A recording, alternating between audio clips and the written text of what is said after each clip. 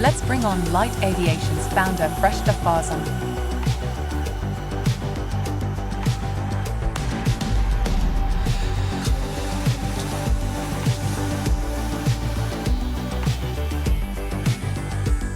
All right, here we are, our next session for Avory Idea Day 2024. We're talking EVTOLs, electric vehicle takeoff and landing.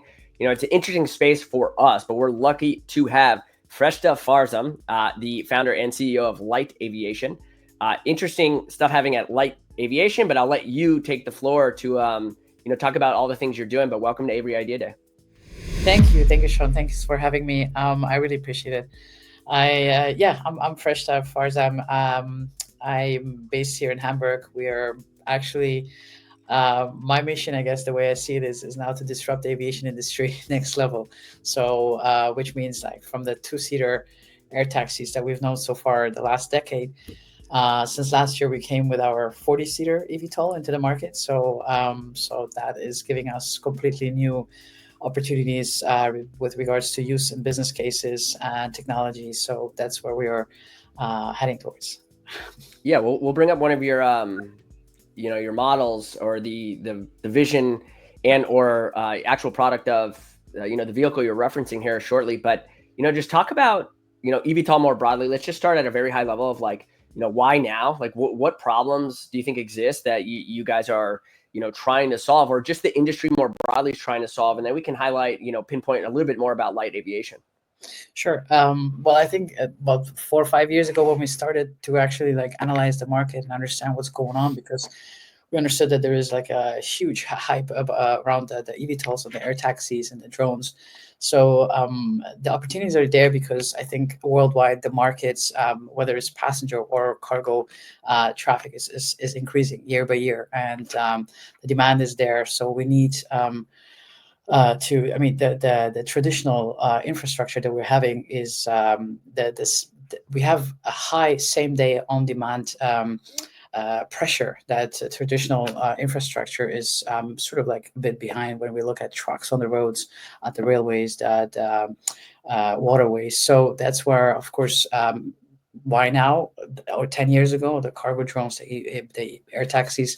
So I think it's a good timing that they started doing that, disrupting the market. And the why now us, actually scaling it up 10x in capacity and range is because we think that so far the world has now adapted the infrastructure, the preparations for the infrastructure for air taxis, the whole business cases, the partnerships, investments, when it comes to also looking toward that energy storage, like battery as an energy storage solution, and the AI, the autonomous air taxis that are out there. So I think the industry has progressed the last decade, and now we're just having the opportunity right now to actually use the experiences that and I guess the weaknesses and the strength that we've been observing and watching, and now we maneuvered basically the last 3-4 years towards exactly the sweet spot that the market is requiring, because we were hearing, of course, about the prices, air taxis are maybe just for the rich people. So how do we do it with the range?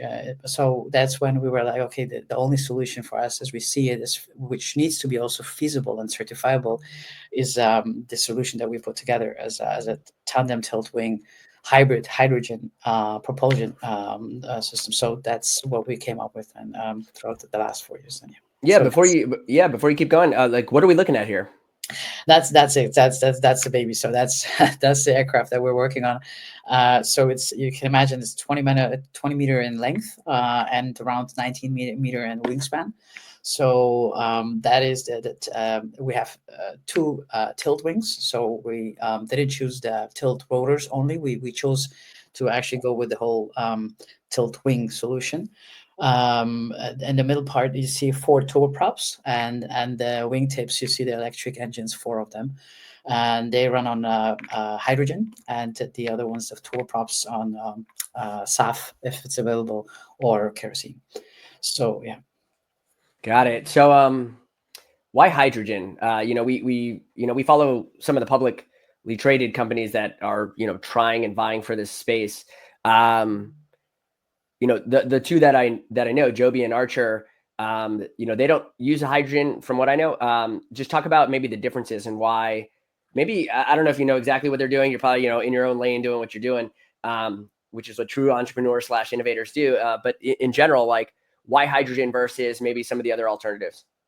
Yeah, I like the question. We had to actually in the beginning do our market studies properly to see if we can go with batteries, if we can go with even ammonium, or if we should go with the other solution. But Joby and Archer, for example, or even the European ones, for example, they're all mainly focused on batteries. So if I want to go with a 40-seater, I can't. I mean, there's no way I can actually take off that weight of 4.5 ton, or I mean, totally 17 tons of an aircraft with battery technologies of today. So maybe tomorrow, definitely. So probably another 5 or 10 years.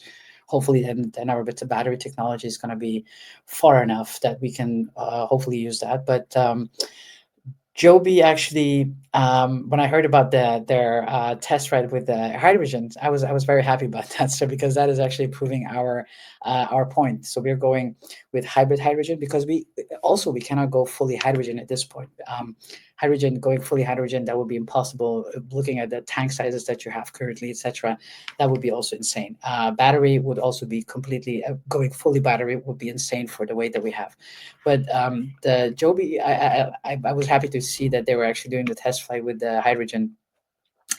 So that's, I mean, there you have Zero Avia. They're also focusing on hydrogen aviation. We also have unfortunately some failures in the market, like Universal Hydrogen in the beginning of the year. But when we heard about that, of course, it's not good to hear. But we have those stories as well, the failures, but we also have the successes. So we're also seeing that eventually the chances for green hydrogen actually to become the next fuel source for in the aviation industry is quite high. So because my background was more in the green hydrogen upstream market, I just know that there's going to be some supply, and we just need to create the demand, the downstream market for it. So that's what I'm heading towards. Got it. So you guys plan to manufacture this where exactly? Well, for now it's in Germany, but we are in discussion with a few partners outside Germany or outside Europe as well, looking towards the APAC region as well and the Middle East. Got it. And talk about safety, because obviously I think from listening to some of your peer group, one of the things, obviously the status quo, right, is planes, cars, buses, helicopters. There's different pros and cons of each. One gets you there faster, one gets you there slower, one gets you there with a lot of noise, one doesn't, one gets higher, lower.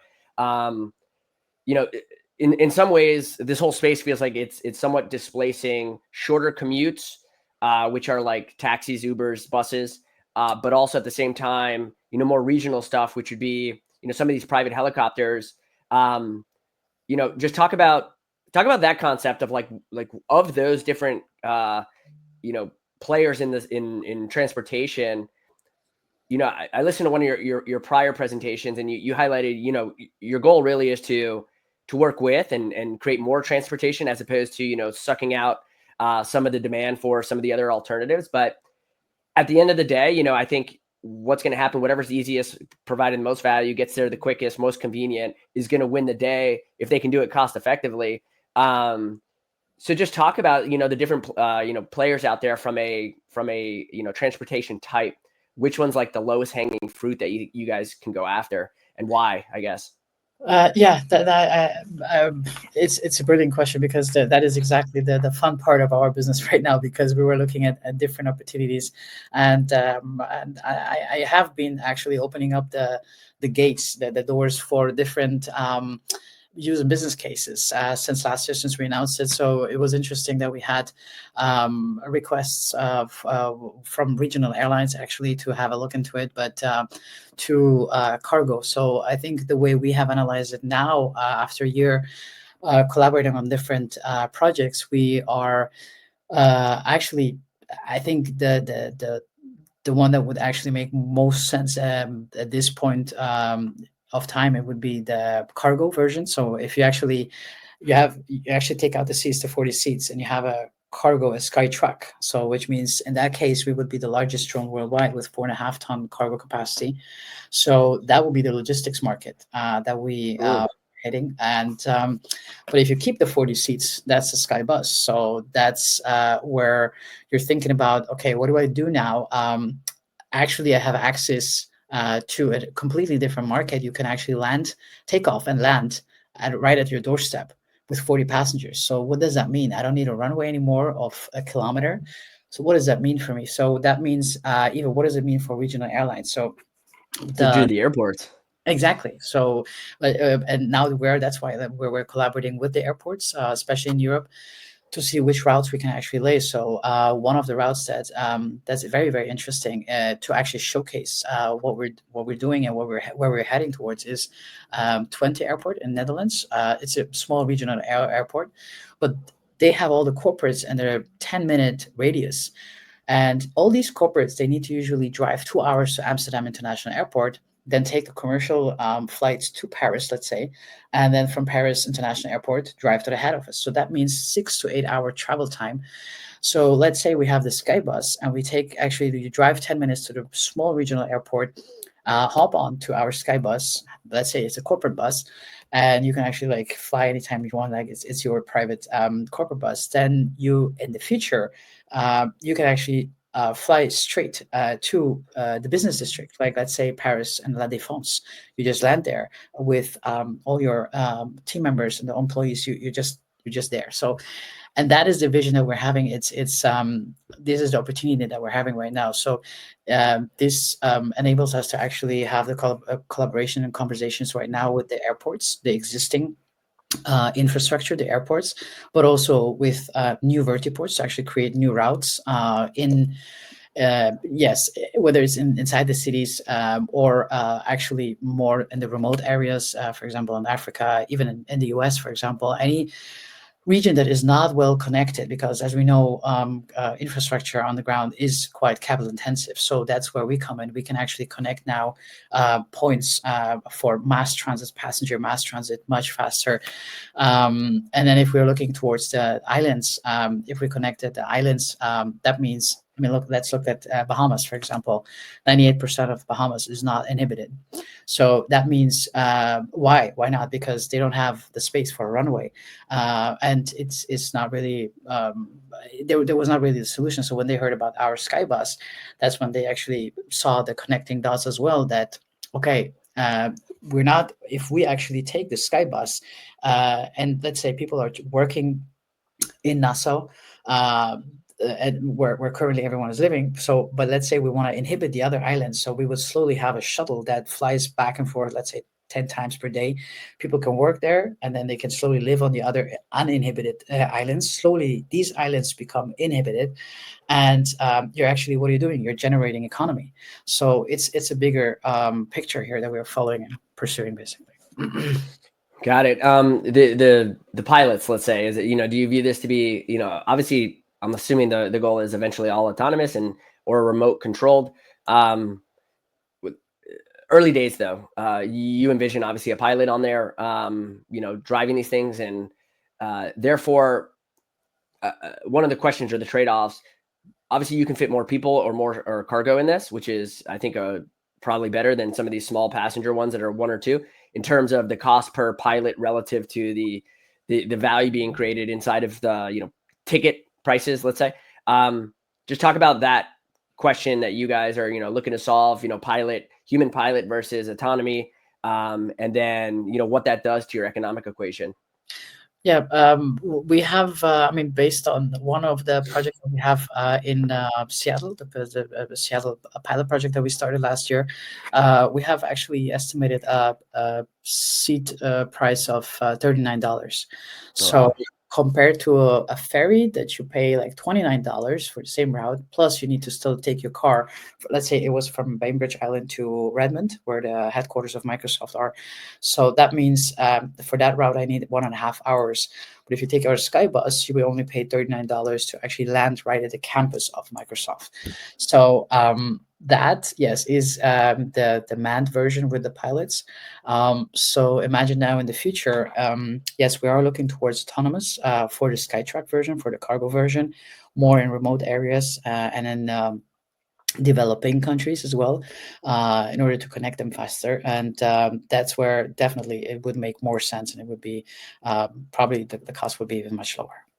Who would create the autonomy? Like, where's the autonomous come from? Obviously, we're seeing the battle take place in the car space today, and who's going to win autonomy? Whether it's Waymo from Alphabet or Tesla's, full self driving, or Woot or Zook from Amazon. Like I guess in the airplane world or aviation world, specifically for kind of these quasi drones. Um, I don't know if you're there yet, because obviously you're trying to get to the actual construction of these things versus who's driving these things. And first, it's going to be a pilot, but then secondary, it's probably going to be autonomy. Is this going to be self-created and autonomy, self-created, self-funded, or is this going to be a partnership, joint venture, something like that?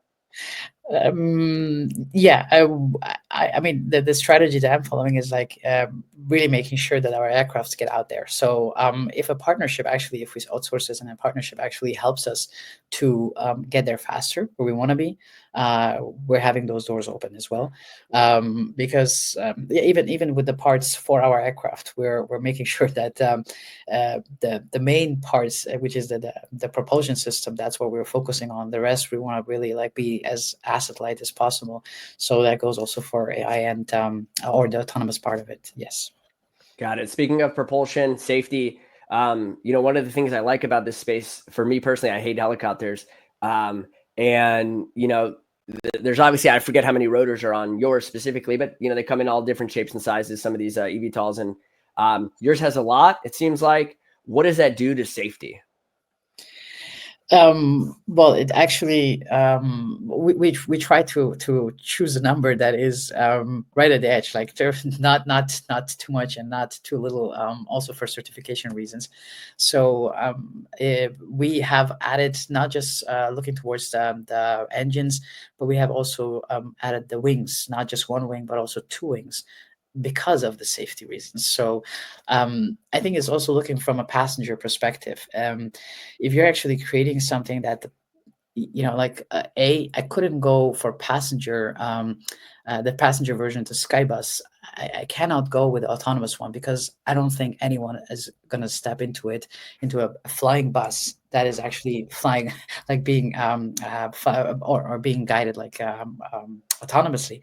So that's why we need even from a psychological perspective, we need for the safety for the passengers, definitely the pilots, the human pilots for now. But that's why, but also for certification reasons. So that's the perspectives from which we're trying to like put the puzzle pieces together. And yeah. Yeah. So you talked about some of the use cases, the Caribbean, those sounded, pretty interesting to say the least. Now you're very, very much like your starting point, you get this thing off the ground. What's that first, I guess, lowest hanging fruit that I think, you can go after? Is it, the Caribbean islands, or is there something, is it cargo in a certain region or a place? Just trying to understand where this is going to start. Yeah, definitely. Cargo is easier certifiable, and cargo is much easier to actually test and No humans, right? For the most part. exactly. Or one, I guess. Yeah.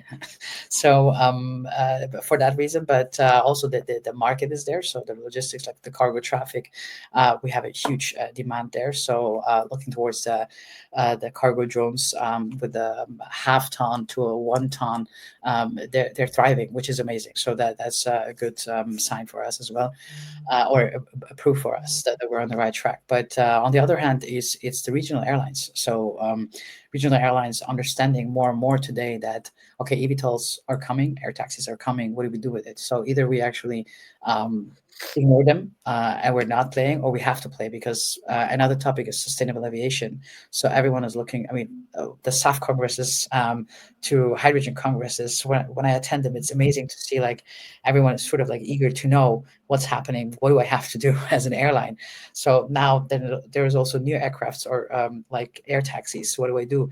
And people are trying to like put the puzzle pieces together together the airlines, and that's where we are actually introducing the Skybus to them, because that is where we see like a lot of their problems can actually maybe even not just be solved, but actually expand some routes where no one else can actually access. And that's where we see a lot of resonance there. And that's why we see them as low-hanging fruits, because they don't have to do much. They just have to um, uh, basically be open for it, that this is the near future. It's not even like something that's coming in 20 years or 30 years. No, this is coming, it's happening. And just lay new routes with us, and use your existing airport. Let's just lay a new route. Yeah, last two questions. Obviously you have these publicly traded peers. They're doing different things, versus you, at least as of right now. But obviously they're incredibly well funded, at least at this stage. How does somebody like yourself and some of the others in the ecosystem compete against that? Is the path to a well-funded private to public, or is it just talk about your roadmap of ensuring or trying to ensure that you can in some cases outcompete cash, right? So there's the execution, that's one side, and then there's the cash to fund some of the initiatives everyone's trying to take on. Right. Yeah, Sean, this is I think it was my own personal journey the last decade to understand what is it like really like where do I need to focus? Is really just the funding, or is it what's the main quality that actually no one can disrupt once we build it? And that's I think it's a team. So we have team members that are with us from day one, when we didn't have any funding, until we got some private funding. So yes, the journey. We have, of course, a longer journey ahead of us. So, which means we will need funding along the journey on every step. So that's inevitable. And yeah, the journey is, yes, we're looking from private to public eventually, definitely.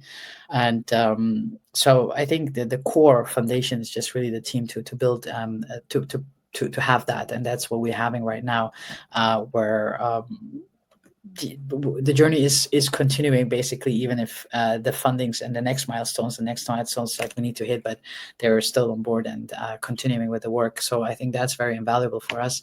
And beside that, I mean, if you zoom out and if you look at the history of aviation, I think the billions and billions that have been invested so far throughout probably 50, 60, 70 years of normal commercial planes and helicopters, I think what we're investing right now into EVTOLs and air taxis, we're actually compressing it within a decade. A few billions have been invested, and we have actually accelerated technology and innovation in this sector tremendously. So that's why I know that there are like a lot of supporters of this journey to help us with this acceleration of innovation and sustainability in aviation.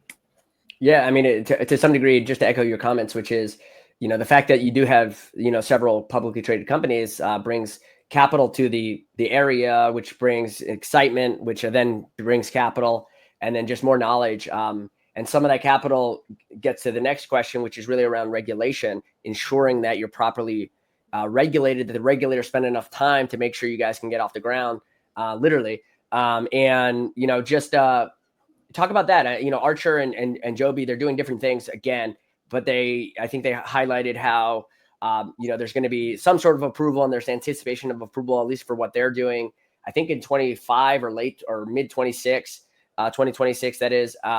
Just talk about regulation, like maybe global. Obviously, there's the US, but then there's other regions as well that are, I think, what sounds like a little bit more lenient in terms of trying to drive innovation as opposed to, compress it. But just talk about regulation, and that'll be the last question of the session.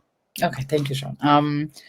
Yeah, regulation definitely is a big topic on our plate. So even when we started like having our designs, like in the first designs, we always had that in the back of our mind. So, but of course, even at this point where we're at right now, we're having advisors from, let's say, the EASA, the UKCA, from the FAA, to make sure that from all angles we are getting a bit of feedback. So we still it's an ongoing journey, and we don't know all the bits and pieces today, but we're roughly basically making sure that from a regulator's perspective, we're on the right track. So that's what we're having them basically consciously looking basically like watching us, what we're doing, and how we're proceeding, so that way we make sure that we have a certifiable product. Yeah, perfect. Yeah. So Freshta Farzam, founder CEO of LYTE Aviation, wanted to give you one moment to share with everybody, where to find more about you. Maybe you write in one place or have videos here or there, and can find more about LYTE Aviation or anything you're doing out there in the internet. Sure. Well, we have our website, lyteaviation.com, but more updated information is also on LinkedIn on my page or LYTE Aviation's page. So yeah, we're Cool. somewhere all over the news as well with the press releases that we had. So even if you Google us, we're going to find us. Yeah. Yeah. Cool. Well, appreciate you coming on, talking about, the whole EVTOL space and really curating some of the ideas and thoughts. Appreciate that. We're going to head to our next session here in a second. Appreciate you coming on for Avory Idea Day 2024. Thank you so much, Sean. I appreciate it. Thank you.